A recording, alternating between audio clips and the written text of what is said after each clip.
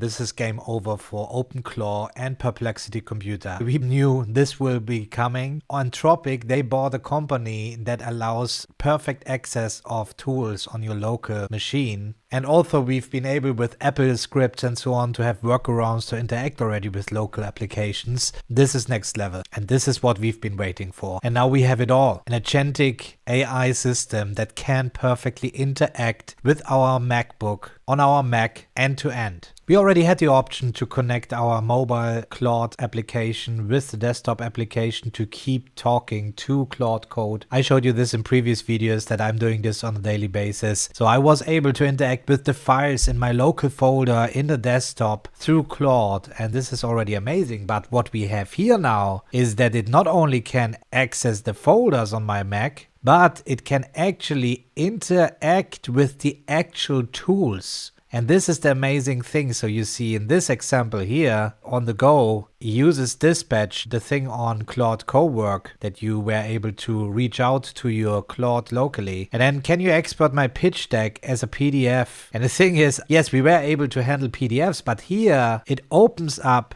PowerPoint, the pitch deck, and see, it opens up the menu, clicks export, saves it on desktop, attaches it to the event in the calendar, again in the application, not using the API connection, and updates the users. Another thing here, start a dev server, so a local server to check something if things are working. So he launches Claude Code. He's not connected yet. He launches Claude Code. This runs the local server and checks here if the application is working as expected and sends a screenshot to mobile. And this is where I say goodbye OpenClaw, because to me it was amazing using OpenClaw back then to see also the images coming up and so on from my local file. And this is actually also the moment I can imagine now using my Mac Mini that I have in addition here already to really install only Claude and set up a fully agentic system. If you're interested to see how I'm doing this, make sure to subscribe if you haven't already, because that's what we will see me doing in the coming weeks for sure.